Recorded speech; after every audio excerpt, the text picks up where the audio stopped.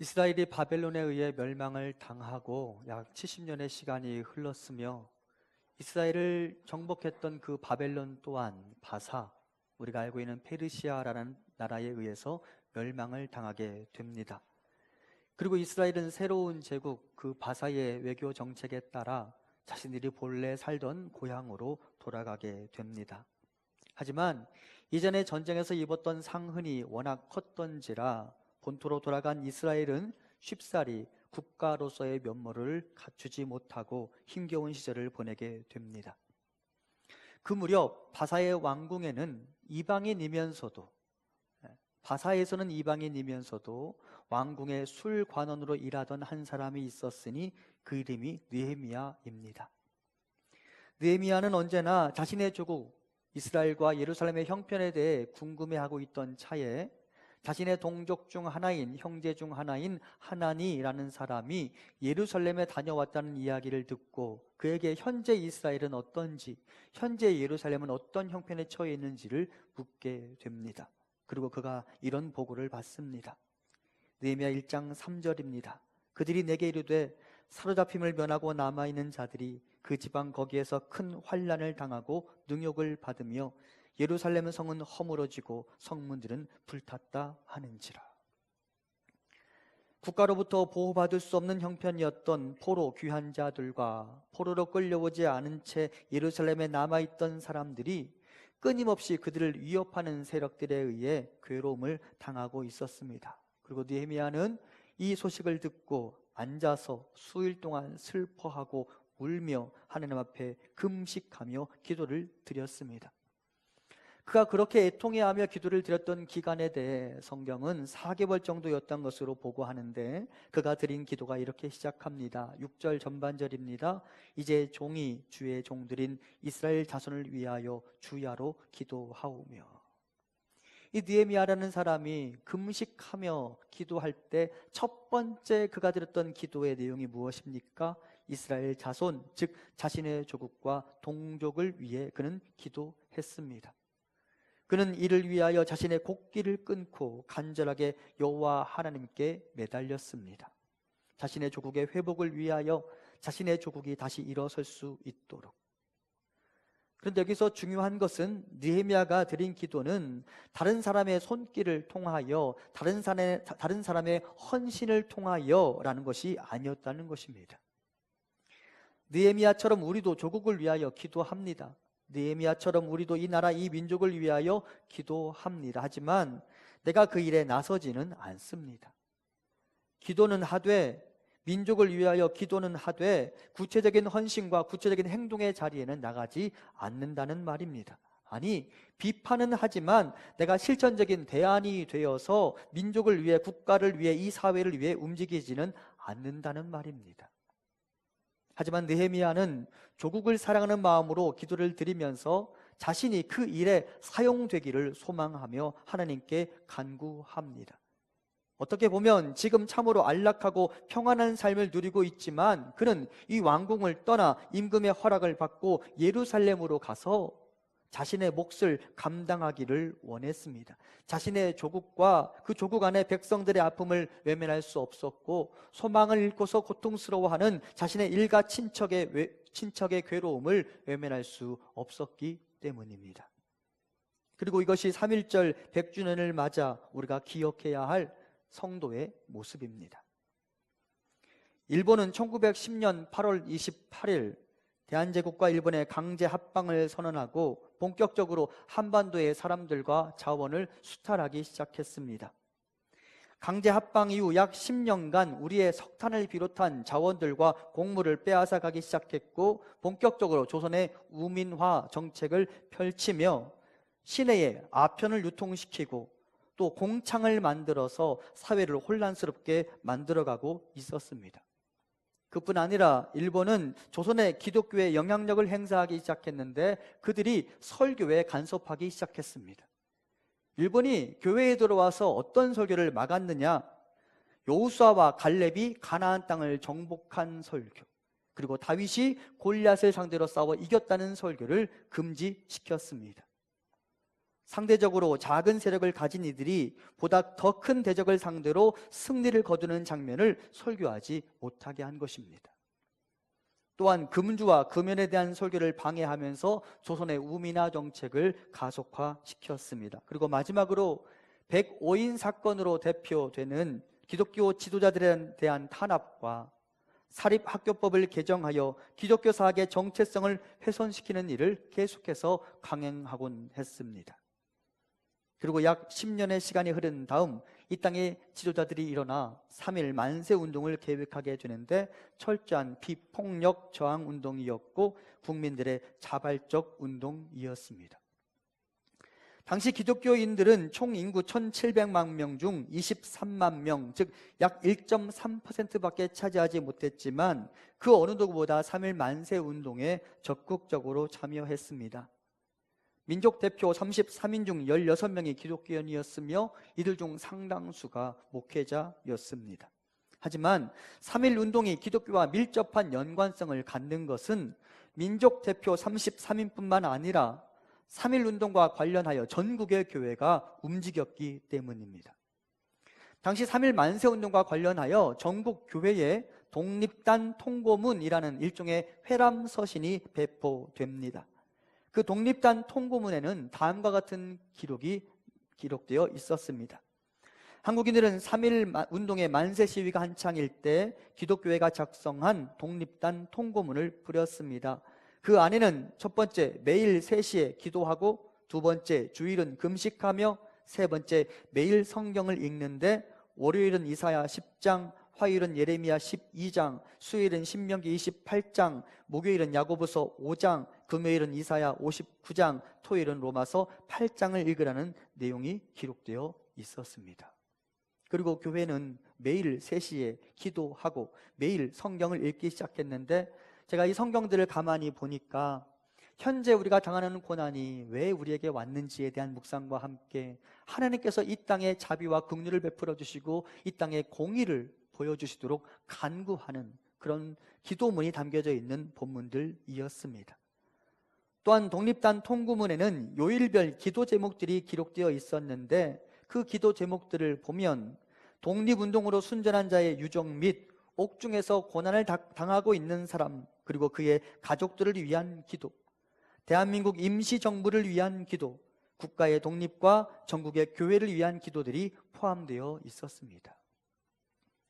당시 조선에 들어와 있던 서양 선교사들은 정치와 신앙을 분리하는 정책을 펼쳤지만 일본의 압제를 당하는 당사자들인 조선의 교회는 민족의 고통을 절대 외면할 수 없었고 민족의 고통을 바라보며 하나님의 나라와 공의 그리고 하나님의 구원이 이 땅에 임하기를 위해 간절히 기도드렸습니다. 그리고 기도의 자리뿐만 아니라 구체적으로 길거리로 나아가 민족의 독립을 위한 목소리를 내는데 앞장서게 됩니다. 물론 이 일로 교회는 큰 어려움을 당하기도 했습니다.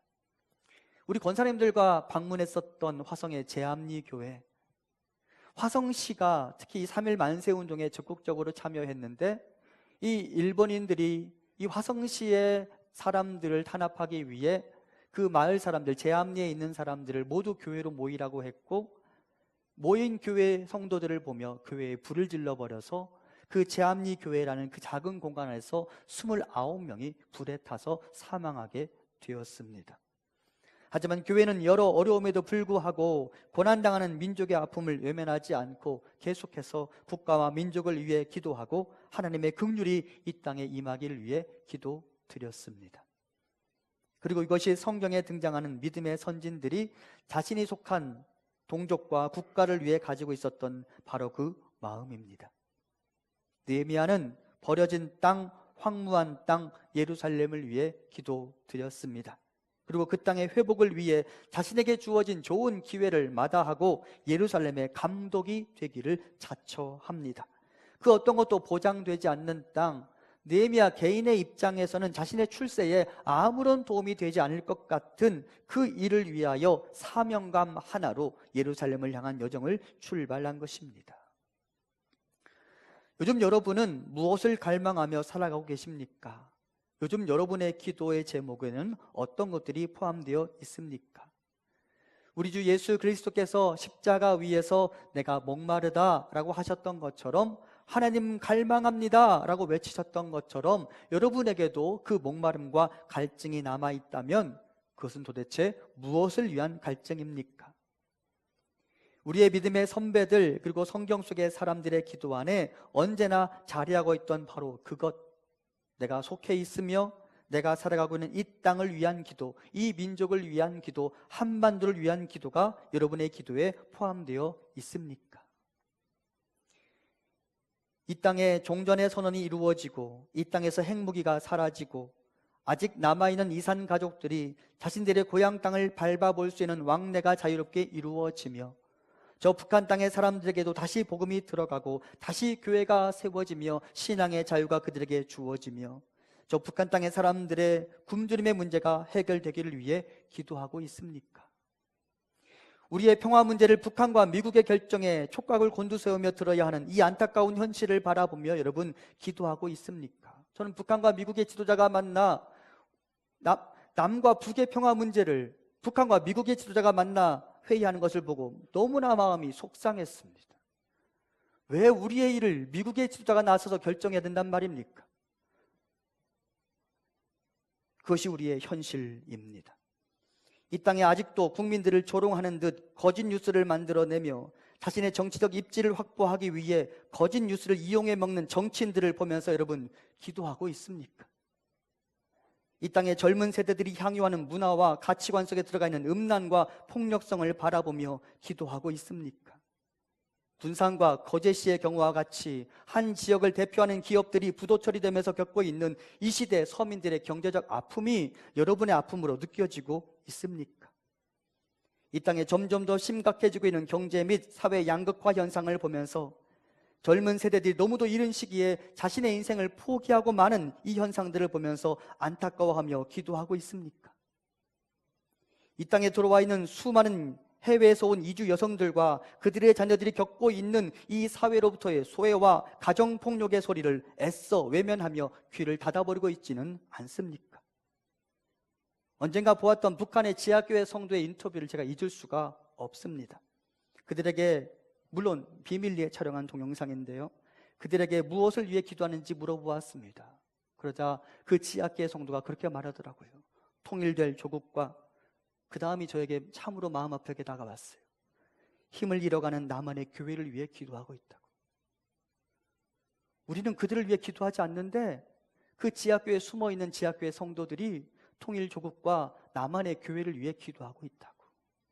나중에 통일되어서 그분들 만났을 때 우리는 그분들 앞에서 내가 당신들을 위해 기도했다는 말 할 수 있을까, 그런 생각이 제 안에 들기 시작했습니다. 지금의 우리는 무엇을 갈망하고 무엇을 위해 기도하며 살아가고 있습니까? 얼마 전에 김영옥 씨라는 여성 탤런트 한 분이 6.25 시절 자신이 겪었던 일에 대해서 인터뷰하는 것을 본 적이 있는데요, 김영옥 씨의 첫째 오빠는, 큰 오빠는 인민군에 끌려가서 인민군이 되었고, 김영옥 씨의 둘째 오빠는 국군이 되어서 국군으로 전쟁에 참여했대요. 그럼 어떤 일이 일어난 거예요? 서울에 살던 한 가족이, 큰오빠와 작은오빠가 각각 다른 군대가 되어서, 다른 군사가 되어서 서로를 향해 총뿌리를 겨누는 일들이 그때 일어났던 거예요. 근데 여러분, 그 6.25의 아픔은 지금도 우리에게 고통을 주고 있어요. 저는 요즘 계속 이렇게 기도합니다. 나중에 우리의 자녀들에게 부끄럽지 않은 교회와 세상을 물려줄 수 있게 해달라고. 여러분, 우리나라 출산율이 얼마나 되는지 아십니까? 제가 3명을 낳아서 그런 말씀 드리는 게 아닙니다. 우리나라 출산율 0.98%. 여러분, 이 나라가 오래 갈 수 있다고 생각하십니까? 오래 갈 수 없습니다. 출산율 0.98%의 나라가 어떻게 오래 갈 수 있겠습니까? 출산을 머뭇거리는 세대를 향하여 드리는 말이 아닙니다.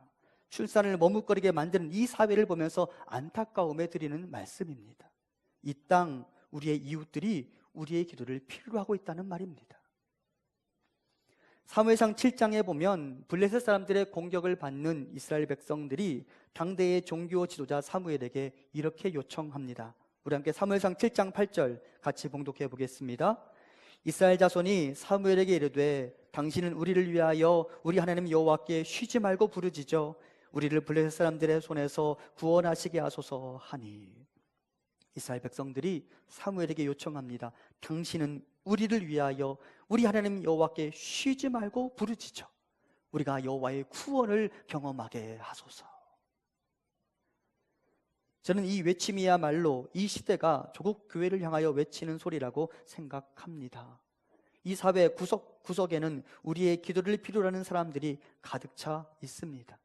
사회, 국가라고 말하니까 너무 거창해 보입니까? 그렇다면 작은 단위로 생각해 볼까요? 내 자녀가 대학 졸업 이후 살아갈 취업의 현장을 위해 기도하십시오. 내 자녀가 받고 있는 공교육 현장을 위하여 기도하십시오. 거기에 진리가 선포될 수 있도록 선생님들이 사명감을 가지고 학생들을 가르칠 수 있도록, 내 자녀들이 앞으로 신앙생활하게 될 조국 교회를 위해 기도하십시오. 여러분, 우리 자녀들이 묵동 지역에 있으면 어느 교회 나와야 돼요? 서울시에 있으면 어느 교회 나와야 돼요? 묵동제일교회 나와야 하죠. 제가 어디까지만 허락한다 그랬어요? 제주도.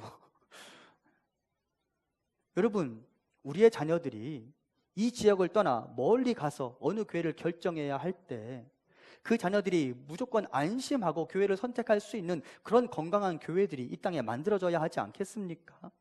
묵동제일교회만 중요한 게 아니에요. 묵동제일교회 건강만 중요한 게 아니에요. 이 나라, 이 조국 교회가 전부 다 건강해져야만 우리의 자녀들이 안심하며 교회를 선택할 수 있고 든든한 믿음의 사람으로 성장해 나갈 수 있는 것입니다. 이 땅이 우리에게 외치고 있습니다.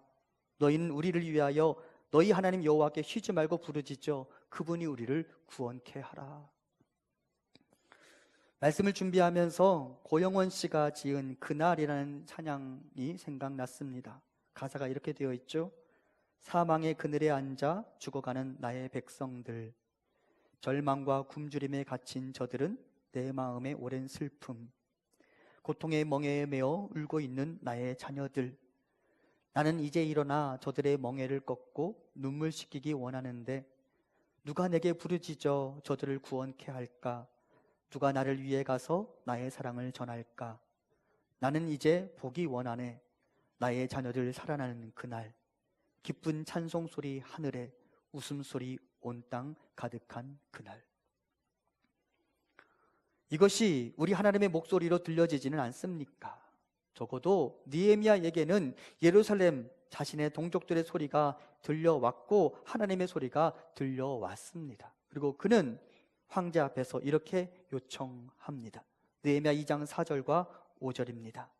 왕이 내게 이르시되 그러면 내가 무엇을 원하느냐 하시기로 내가 곧 하늘의 하나님께 묵도하고 왕에게 이르되 왕이 만일 좋게 여기시고 종이 왕의 목전에서 은혜를 얻어 싸우면 나를 유다 땅 나의 조상들의 묘실이 있는 성읍에 보내어 그 성을 건축하게 하옵소서 하였는데, 이것이 느헤미야의 기도였으며 그의 소원이었습니다. 그리고 여호와 하나님은 왕의 마음을 움직이셨습니다.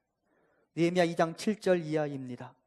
내가 또 왕에게 아뢰되 왕이 만일 좋게 여기시거든 강서쪽 총독들에게 내리시는 조서를 내게 주사 그들이 나를 용납하여 유다에 들어가기까지 통과하게 하시고 또 왕의 살림감독 아삽에게 조서를 내리사 그가 성전에 속한 영문의 문과 성곽과 내가 들어갈 집을 위하여 들보로 쓸 제목을 내게 주게 하옵소서 하매 내 하나님의 선한 손이 나를 도우심으로 왕이 허락하고 군대 장관과 마병을 보내어 나와 함께하게 하시기로 내가 강 서쪽에 있는 총독들에게 이르러 왕의 조서를 전하였더니. 느헤미야는 기도를 드렸고 하나님은 움직이셨으며 하나님의 선한 손이 그를 돕기 시작했습니다. 그리고 그가 예루살렘에 도착하여 공사를 진행한 지 52일 만에 성벽이 완성되었습니다. 6장 15절 이하입니다. 성벽 역사가 52일 만인 엘루럴 25일에 끝남에 우리의 모든 대적과 주위에 있는 이방 족속들이 이를 듣고 다 두려워하여 크게 낙담하였으니 그들이 우리 하나님께서 이 역사를 이루신 것을 알미니라. 아멘. 비로소 예루살렘의 성벽이 세워졌고 이스라엘은 새로운 성전과 성벽을 기초로 다시 일어설 수 있었습니다. 그리고 이제 이것이 신앙의 선배들로부터 물려받은 이 나라, 이 민족을 위한 우리의 자세가 되어야 합니다. 하나님의 은혜는 언제나 우리에게 반응을 요구합니다. 받은 은혜는 흡수되고 속으로 삼키는 것이 아니라 다시 바깥으로 뿜어져 나와야만 합니다. 그림을 하나 보겠습니다. 도메니코 페티라는 사람이 그린 에케 호모라는 작품입니다. 에케 호모, 라틴어로 이 사람을 보라라는 말입니다. 빌라도가 예수님을 재판하면서 이 사람을 보라라고 소리치자 예수님이 말없이 고개를 떨구고 있는 모습을 도메니코 페티가 그린 것입니다. 그리고 그는 이 그림을 그리고 이 그림 아랫부분에 이런 글귀를 남겨 놓았습니다. 나는 너를 위해 가시관을 썼건만 너는 나를 위해 무엇을 했느냐. 그리고 1858년 프란시스 하버갈이라는 사람이 이 그림과 글귀를 보고 나서 크게 감동하며 다음과 같은 시를 남기게 되었습니다. 내 너를 위하여 몸 버려 피 흘려 내 죄를 속하여 살 길을 주었다. 널 위해 몸을 주건만 너 무엇 주느냐. 널 위해 몸을 주건만 너 무엇 주느냐. 찬송가 311장이 나타나게 된 배경입니다. 은혜는 언제나 우리에게 도전합니다. 이제 너는 나를 위해 무엇을 하려느냐. 그리고 우리는 답해야 합니다. 갈등과 분열과 경제적 어려움, 그리고 음란과 각종 폭력으로 얼룩진 이 나라와 민족을 위해 기도하겠습니다. 통일 대한민국을 위해 기도하고 북한 땅의 지하교회를 위하여 기도하고 통일 이후 이 사회를 위하여 기도하겠습니다. 그것이 3.1운동 100주년을 맞이하여 함께 예배하는 우리를 향하신 하나님의 음성입니다. 느헤미야처럼 우리의 믿음의 선배들처럼 내가 속한, 내가 살아가고 있는 이 땅과 이 민족, 그리고 우리의 이웃을 위해 기도하는 것을 쉬는 죄, 그것을 범하지 않는 우리가 되기를 소망합니다. 여기 사무엘의 고백을 우리 마지막으로 한번 같이 봉독해 보겠습니다. 사무엘상 12장 23절과 24절입니다. 나는 너희를 위하여 기도하기를 쉬는 죄를 여호와 앞에 결단코 범하지 아니하고 선하고 의로운 길을 너희에게 가르칠 것인즉 너희는 여호와께서 너희를 위하여 행하신 그 큰 일을 생각하여 오직 그를 경외하며 너희의 마음을 다하여 진실이 섬기라. 아멘. 사무엘이 마지막으로 자신의 모든 사역을 정리하며 은퇴하며 고별사로 남겼는데 그가 이렇게 말하죠. 나는 너희를 위하여 기도하기를 쉬는 죄, 그것을 내가 결단코 범하지 않겠다. 앞서 이스라엘 백성들이 블레셋의 공격 앞에 사무엘에게 외쳤던 소리 기억하시죠? 우리를 위하여 기도해 달라고. 그리고 사무엘은 그 백성들의 소리를 마지막까지 잊을 수가 없었고 마지막에 이렇게 선포하며 그의 사역을 마무리 지었죠. 너희를 위하여 기도하기를 쉬는 죄를 여호와 앞에 결단코 범하지 아니하고. 이것이 저와 여러분의 삶의 자세가 되었으면 좋겠습니다. 사랑하는 성도 여러분, 내가 속한 나의 가정과 내가 사랑하는 묵동제일교회, 우리 교회를 위해 기도하십시오. 하지만 우리의 기도의 영역, 지경이 우리 교회와 나 그리고 우리 가정을 넘어서서 이 나라, 이 민족, 조국 교회로 확장되어져 갈 수 있기를 간절히 소망합니다. 내가 살아가고 있는 이 시대로 우리의 역사가 끝나면 안 되는 거잖아요. 우리 후대들에게 부끄럽지 않은 시대를 물려줄 수 있는 우리가 되어야 하지 않겠습니까? 우리는 어쩌면 우리 선배들로부터 좋은 사회, 좋은 나라를 물려받았어요. 그러니까 우리가 이만큼 잘 살게 되었잖아요. 그런데 우리가 지금 이 시대에 우리가 여호와께 기도하기를 쉬는 죄를 범함으로 말미암아 우리 후대들에게 부끄러운 시대를 물려줄까 두렵습니다. 사랑하는 성도 여러분, 나뿐만 아니라 이 나라와 이 민족을 위하여 느헤미야처럼 기도하는 것, 그것을 나의 사명으로 여기는 우리 모두가 될 수 있기를 간절히 소망합니다.